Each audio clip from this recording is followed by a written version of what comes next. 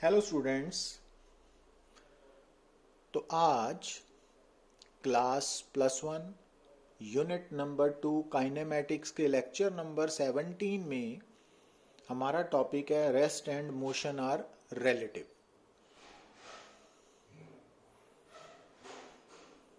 तो जैसा कि हम पिछले 2 लेक्चर्स में डिस्कस कर रहे हैं काइनेमेटिक्स के बारे में, क्योंकि ये जो टॉपिक हम पिछले 2 लेक्चर से डिस्कस कर रहे हैं और आज भी उसको थोड़ा कंटिन्यू करेंगे, तो ये टॉपिक्स बड़े ज़रूरी हैं कॉम्पिटिटिव पॉइंट ऑफ व्यू से। क्योंकि जब हम कॉम्पिटिटिव पॉइंट ऑफ व्यू की बात करते हैं तो आप टर्म्स को याद तो कर लेते हो, बट जब हम उनको प्रॉब्लम्स को सॉल्व करने की कोशिश करते हो तो वहाँ पे आप प्रॉब्लम फेस करते हो ना। तो उसका कारण है कि आपको lack of understanding of subject है ना, तो कंसेप्ट की क्लैरिटी नहीं है। तभी हम इस बात पे स्ट्रेस दे रहे हैं कि आपने कैसे काइनेमेटिक्स के कंसेप्ट को अच्छी तरह से समझना है, स्टार्टिंग में समझना है ना। तो ये आपको लेटर ऑन पे करेगा। तो फिर चाहे आप अच्छा स्कोर करना चाहते हो, चाहे आप काइनामेटिक्स के बेस्ड न्यूमेरिकल प्रॉब्लम को सॉल्व करना चाहते हो, चाहे आप कंपटीशन एग्ज़ाम को क्रैक करना चाहते हो, तो काफ़ी इजी हो जाएगा। तो इस कारण आपको बड़े आराम से पेशेंसली इन बातों को समझना पड़ेगा।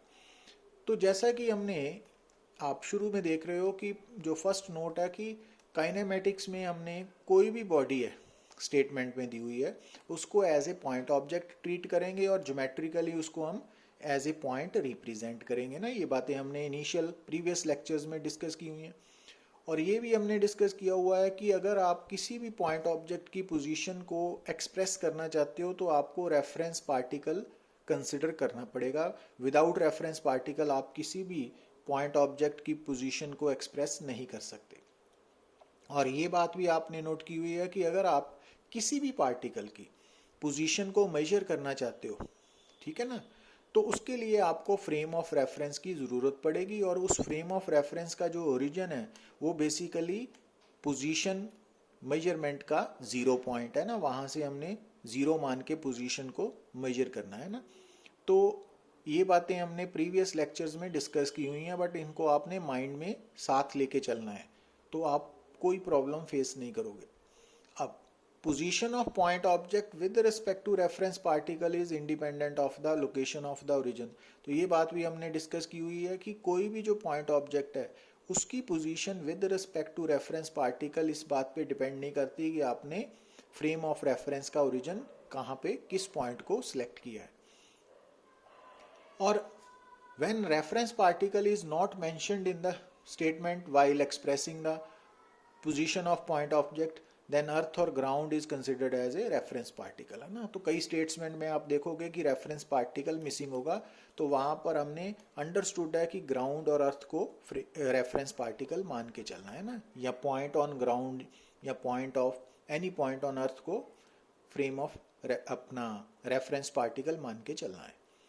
अच्छा, और रेफरेंस पार्टिकल मोशन में हो भी सकता है या नहीं भी हो सकता, रेस्ट पे भी हो सकता है। तो ये भी ज़रूरी नहीं है कि रेफरेंस पार्टिकल हमेशा रेस्ट पे ही हो या मोशन में ही हो, तो वो रेस्ट या मोशन किसी में स्टेट में एग्जिस्ट कर सकता है। और कन्वीनियंस के लिए हम क्या करते हैं नॉर्मली कि जो रेफरेंस पार्टिकल की पोजीशन है उसी को हम फ्रेम ऑफ रेफरेंस का ओरिजिन मान के चलते हैं ना।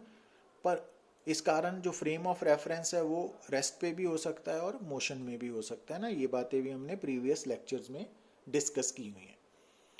अब एक बात और समझने की है कि ये पॉइंट नया है कि वो सिचुएशन डिसाइड करेगी कि जो गिवन प्रॉब्लम है उस पर आप पॉइंट ऑब्जेक्ट की पोजीशन को एक्सप्रेस करने के लिए एक साथ एक या एक से ज़्यादा रेफरेंस पार्टिकल्स को भी कंसिडर कर सकते हो, ठीक है ना।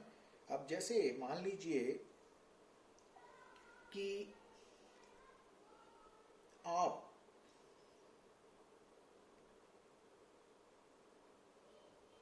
का 10th क्लास में एक ग्रुप है, मान लीजिए ग्रुप ऑफ 5 स्टूडेंट्स, ठीक है ना।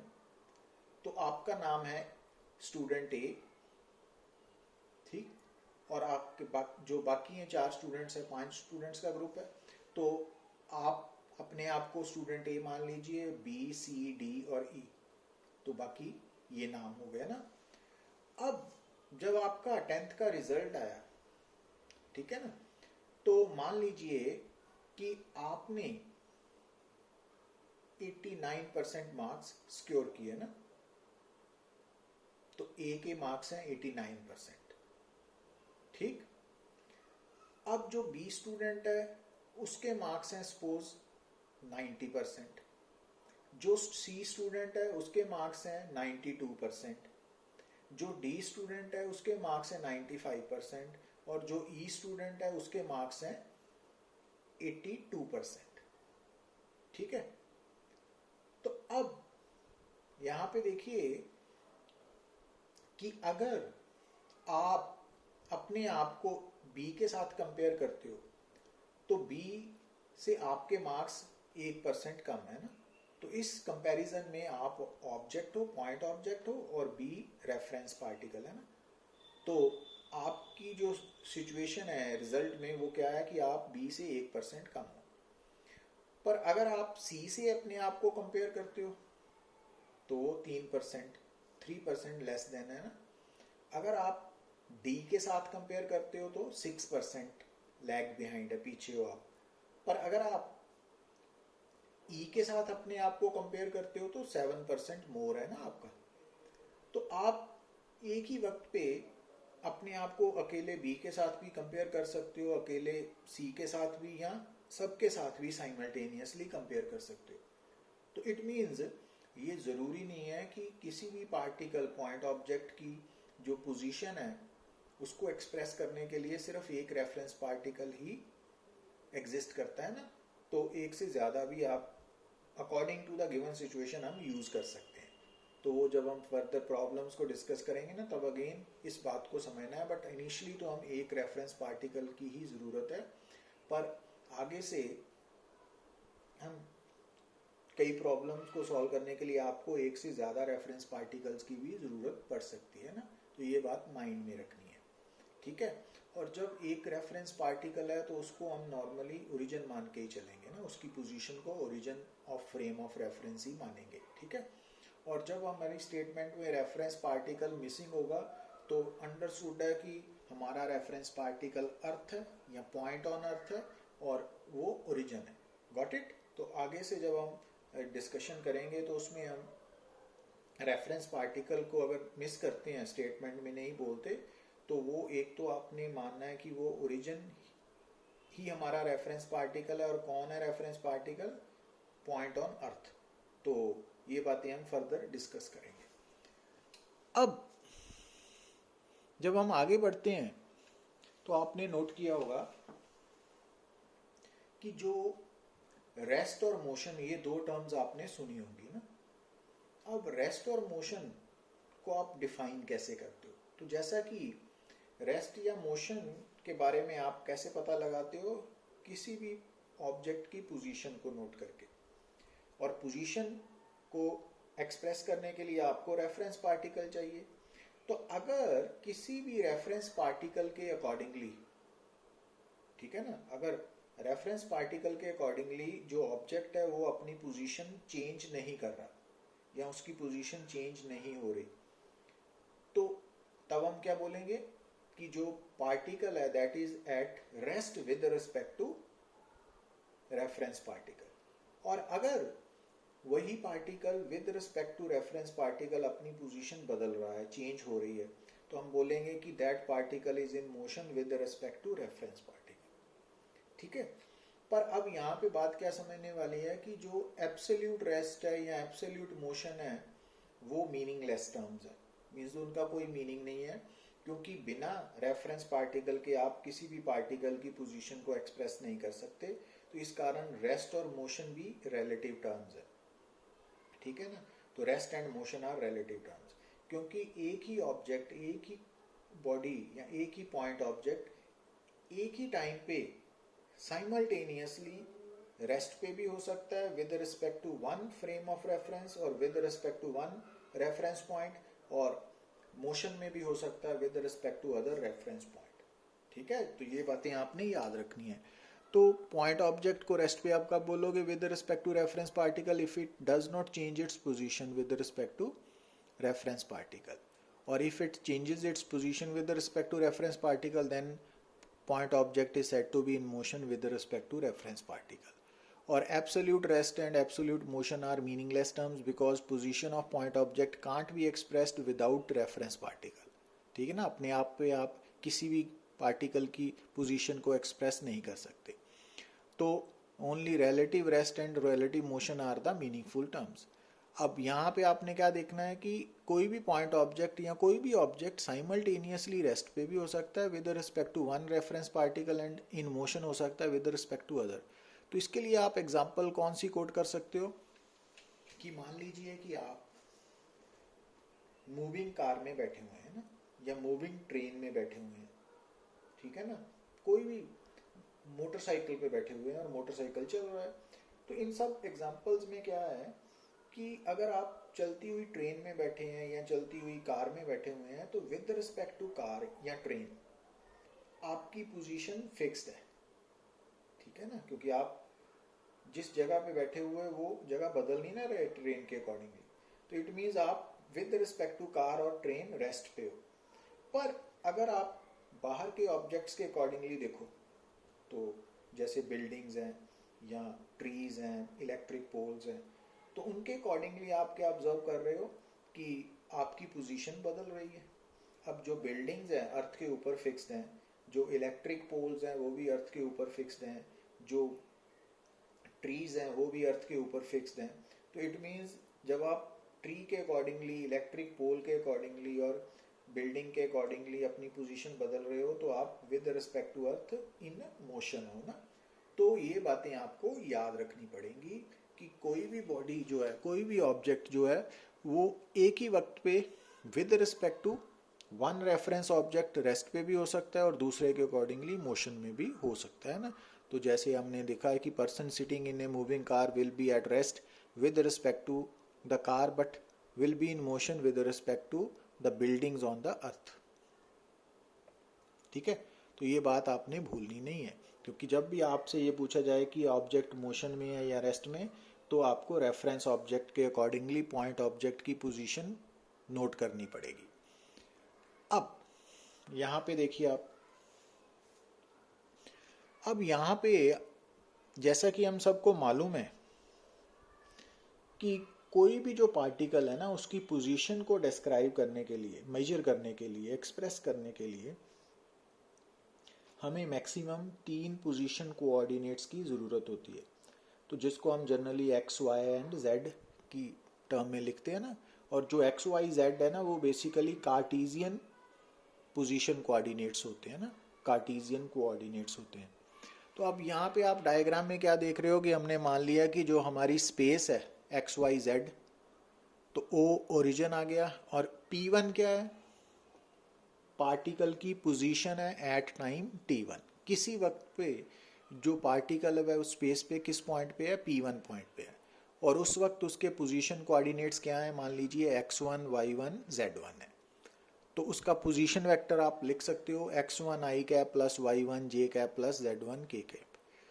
अब मान लीजिए कि थोड़ी देर बाद मीन्स एट टाइम T2 जो पार्टिकल है वो पहले एट टाइम T1 किस पोजीशन पे था? P1 पे था. अब थोड़ी देर बाद कहाँ पे पहुँच गया? T2 टाइम पे P2 पे. तो उसके पोजीशन कोऑर्डिनेट्स हो गए x2, y2, z2. ठीक है ना, और उसका पोजीशन वेक्टर हो गया x2 i cap plus y2 j cap plus z2 k cap. अब अगर आपने ऑब्जर्व किया कि अगर क्या ऑब्जर्व किया कि जो आफ्टर टाइम t है, सॉरी एट टाइम T2 है, फाइनल टाइम बोल लीजिए, तो इनिशियल टाइम T1 है, तो फाइनल टाइम T2 पे जो पोजीशन कोऑर्डिनेट्स हैं x2, y2, z2, जब इनको हमने initial position coordinates x1, y1, z1 के साथ कंपेयर किया, तो अगर x2, x1 बराबर नहीं है, y2, y1 बराबर नहीं है, z2, z1 बराबर नहीं है, तो इसका मतलब तीनों पोजीशन कोऑर्डिनेट्स बदल चुके हैं ना. तो हम कहेंगे कि ये पार्टिकल 3 डायमेंशनल मोशन पोजेस कर रहा है, स्पेस में मूव कर रहा है, 3 डायमेंशनल मोशन है. और इसकी एग्जांपल आप जो फ्लाइट ऑफ बर्ड है या kite flying in the sky है वो थ्री डायमेंशनल मोशन में इंक्लूड कर सकते हो। पर ऐसा भी हो सकता है कि जब हम x1 y1 z1 और x2 y2 z2 का कंपैरिजन करें तो क्या देखें कि x1 और x2 बराबर नहीं है, मतलब x कोऑर्डिनेट बदल चुका है। y1 y2 भी इक्वल नहीं है, means y1 coordinate y coordinates भी चेंज हो चुका है, बट z1 z2 इक्वल ही है, तो इट मींस z कोऑर्डिनेट में कोई चेंज नहीं आ रही। तो इसका मतलब है सिर्फ दो पोजीशन कोऑर्डिनेट्स ही चेंज हो रहे हैं ना, तो इस मोशन को हम बोलेंगे टू डायमेंशनल मोशन। और इस मोशन में, इस एग्जांपल में, क्योंकि x और y कोऑर्डिनेट्स ही बदल रहे हैं, पोजीशन कोऑर्डिनेट्स, तो हम कहेंगे कि ये two dimensional motion x Y plane में हो रहा है। तो अब टू डायमेंशनल मोशन में ऐसा भी हो सकता है कि एक्स वाई दो पोजीशन कोऑर्डिनेट्स हैं जो, है ना, उनकी जगह पे एक्स और जेड चेंज हो रहे हैं, वाई नहीं चेंज हो रहा। तो इसका मतलब है कि two dimensional motion Z X plane या एक्स जेड प्लेन में हो रहा है। तो अगर वाई और जेड कोऑर्डिनेट्स बदल रहे हैं, एक्स नहीं बदल रहा, तो वाई जेड प्लेन में हो रहा है two dimensional motion. But preferably हम two dimensional motion x Y plane में ही मान के चलेंगे। और टू डायमेंशनल मोशन की एग्जांपल आप ले सकते हो सर्कुलर, कोई भी सर्कुलर मोशन है वो example of to dimensional motion है।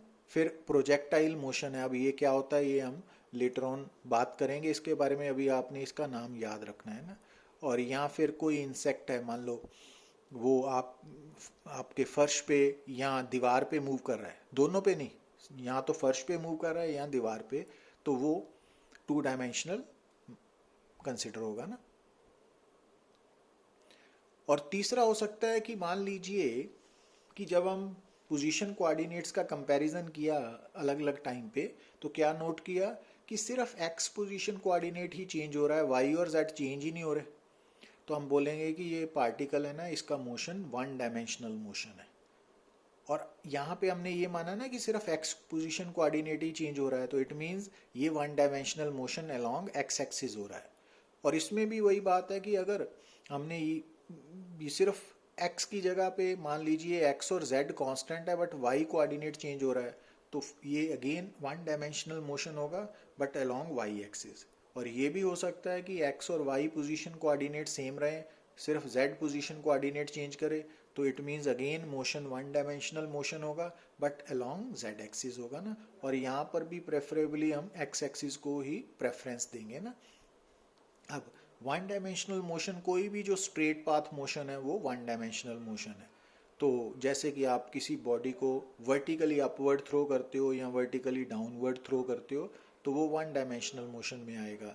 या कार है या ट्रेन है moving on a straight track, तो वो वन डायमेंशनल मोशन में माना जाएगा। तो इनके बारे में फर्दर हम बात करेंगे, बट आपको ये समझ आनी चाहिए कि वन, टू और थ्री डायमेंशनल मोशन में फ़र्क क्या है ना। तो अब बात करने जा रहे हैं डिस्टेंस के बारे में। तो ये तो आपको मालूम ही होगा कि जो डिस्टेंस है ना वो एक्चुअली, क्योंकि ये बातें no doubt 9th 10th level की हैं, बट इनको समझना और याद रखना बहुत ही ज़रूरी है ना। अगर आप इन बातों को इग्नोर करोगे तो आगे कॉम्पिटिटिव एग्ज़ाम में आपको बातें समझने में, मुश्किल बातें समझने में और मुश्किल होगी, है ना। तो अगर आपको बेसिक बातें की अच्छी समझ है तो आपके लिए आगे जो रास्ता है वो काफ़ी आसान होने वाला है ना। तो इस कारण हम इसको डिस्कस कर रहे हैं कि डिस्टेंस बेसिकली क्या है, कि जब कोई भी पार्टिकल, कोई भी ऑब्जेक्ट मूव कर रहा है ना, तो वो जिस पाथ को फॉलो कर रहा है, तो उस पाथ की जो लेंथ है, टोटल लेंथ है between initial and final points या बिटवीन गिवन टाइम इंटरवल, तो उसको हम डिस्टेंस कहते हैं ना। उस पाथ की जो लंबाई है उसको हम डिस्टेंस कवर्ड कहते हैं। और ये डिस्टेंस कवर्ड एक स्केलर क्वांटिटी है और इसका एसआई यूनिट मीटर है ना, ये तो आपको मालूम ही है। मगर ये बात आपने नोट करनी है कि कोई भी जो पार्टिकल है वो जब डिस्टेंस कवर्ड कर रहा है ना, तो वो डिस्टेंस कवर्ड बाय पार्टिकल कभी भी डिक्रीज नहीं करेगा with the passage of time, या कांस्टेंट रह सकता है या इंक्रीज करेगा with the passage of time, ठीक है ना। तो डिस्टेंस हमेशा कवर्ड बाय एन ऑब्जेक्ट हमेशा बढ़ेगा या कांस्टेंट रहेगा, कम कभी नहीं होगा ना। तो कांस्टेंट कब रहेगा, जब ऑब्जेक्ट रुक जाए। तो जब ऑब्जेक्ट मोशन में है तो उसका डिस्टेंस कवर्ड हमेशा बढ़ता जाएगा। तो ये बात आपने भूलनी नहीं है ना। अब इसको आप यहाँ से क्लियर करिए कि यहाँ पे आप देखिए कि हमने एक रेक्टेंगल चूज किया ना ABCD, जिसकी लेंथ L है, ब्रेड्थ B है ना। तो अगर एक पार्टिकल पॉइंट A से पॉइंट D पहुंच रहा है अलोंग पाथ नंबर 1, पाथ 1 को चूज करके ना, तो उसने कितना डिस्टेंस कवर किया? B। पर अगर पार्टिकल A से D आना चाहता है, पहले वो A से B गया, फिर C, फिर D, तो उसने कितना डिस्टेंस कवर किया? L plus B plus L means 2L plus B। ठीक है ना, क्योंकि डिस्टेंस में आपने क्या नोट करना है कि एक्चुअली जो पाथ ऑब्जेक्ट ने फॉलो किया है between initial and final position, उन पाथ की जो एक्चुअल लेंथ है that is known as distance covered. ठीक है, और यहाँ पे आपने देखा कि दोनों केसेस में चाहे पार्टिकल A से D पहुंचा, इनिशियल पॉइंट A है, फाइनल D है, पर उसका पाथ फॉलोड अलग होने के कारण दोनों केसेस में डिस्टेंस कवर्ड डिफरेंट है ना। तो इसका मतलब ये हो गया कि दो पॉइंट्स के बीच में जब भी कोई पार्टिकल पाथ फॉलो करेगा तो उसका डिस्टेंस कवर्ड इस पाथ पे डिपेंड करेगा कि उसने कौन सा पाथ फॉलो किया है ना। तो पाथ पे डिपेंड करता है distance covered by an object between any two points. अब यही बात यहाँ पे देखिए आप कि मान लीजिए कि ये सर्कुलर पाथ है ना, तो अगर पार्टिकल A से B गया सिर्फ अलोंग पाथ 1, तो उसका डिस्टेंस कवर्ड क्या होगा? लेंथ ऑफ आर्क, तो पाई r बाय 2 है ना। अगर distance covered by particle along path 2 from A to B to C, यहाँ से ना ABC ऐसे गया C तक, तो कितना डिस्टेंस कवर होगा? तो आर्क की लेंथ कितनी? पाई r। तो अगर पूरा सर्कल कवर किया उसने एक बार रेवोल्यूशन की, तो पाथ कवर्ड होगा 2 पाई r, और अगर n रेवोल्यूशंस है तो पाथ कवर्ड होगा 2 पाई r इंटू n। ठीक है ना, तो ये 9th 10th की लोअर क्लासेस की बातें हैं, बट इनको हम माइंड में रख के चलना है। अब यहाँ पे अगेन देखिए कि जो distance covered between any two given points है ना, वो किस पे डिपेंड करता है? पाथ फॉलोड पे। और यहाँ पे ये याद रखना है कि दो पॉइंट्स के बीच में देयर आर इनफाइनाइट पाथ्स, मतलब A और B के बीच में आप इनफाइनाइट पाथ्स चूज कर सकते हो। तो इसका मतलब है कि कोई भी दो पॉइंट्स के बीच में जो डिस्टेंस कवर्ड है ना, उसकी वैल्यू इनफाइनाइट्स हो सकती है। तो एक्चुअल क्या वैल्यू होगी वो डिपेंड करेगा कि ऑब्जेक्ट ने, पार्टिकल ने एक्चुअली कौन सा पाथ फॉलो किया, उसकी जो लेंथ है वो उसका एक्चुअल डिस्टेंस कवर्ड होगी ना। तो जब भी आपने डिस्टेंस कवर्ड का आंसर देना है तो आपने किस बात पे कंसंट्रेट करना है कि पार्टिकल ने इनिशियल से फाइनल पॉइंट तक जाने के लिए या between two given time interval में कौन सा पाथ फॉलो किया, उस पाथ की लेंथ ही आपका distance covered by an particle होगा ना। तो ये याद रखना है।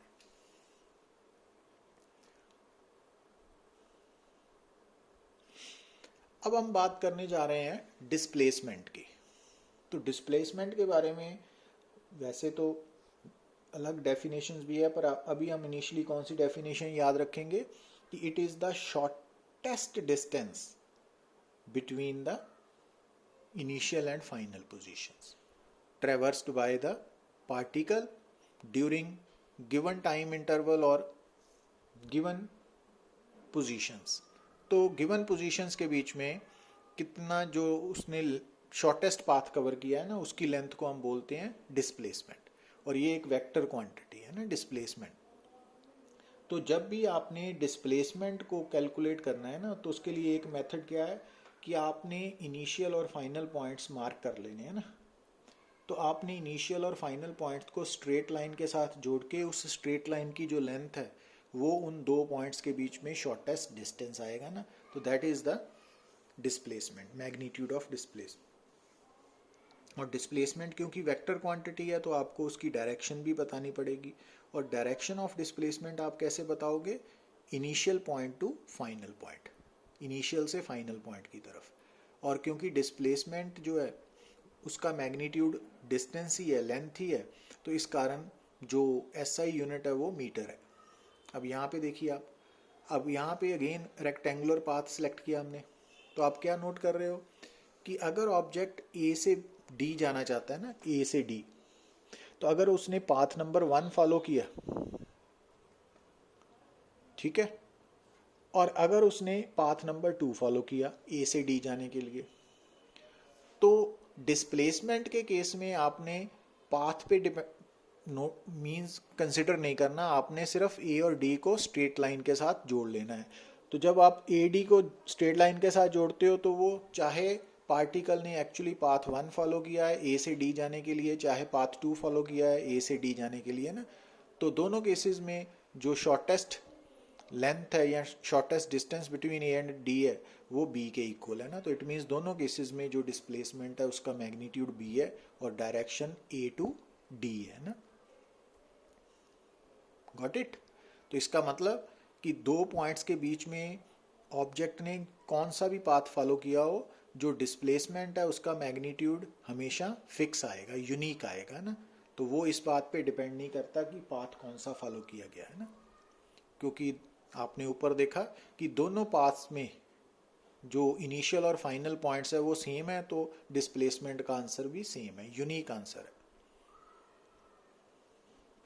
अब यहाँ पे एक बात और नोट करिए कि ये सर्कल की एग्जांपल है कि इसमें हम मान रहे हैं कि पार्टिकल पहले गया ए से बी तक पहुंचा ना।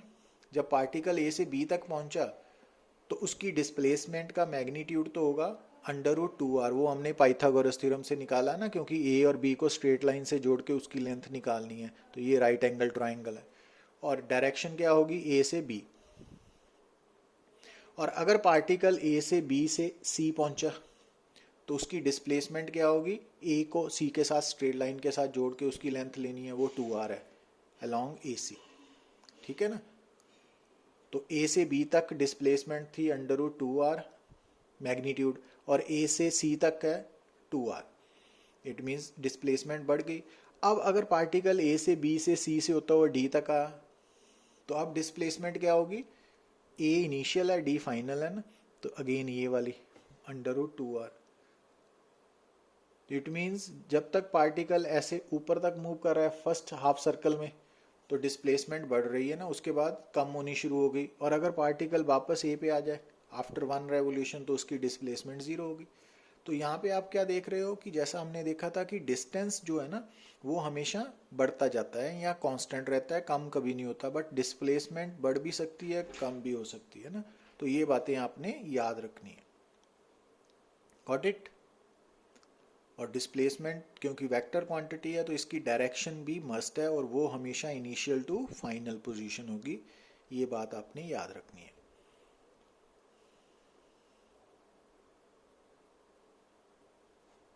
सो आज के लिए अभी इतना ही। Thank you very much.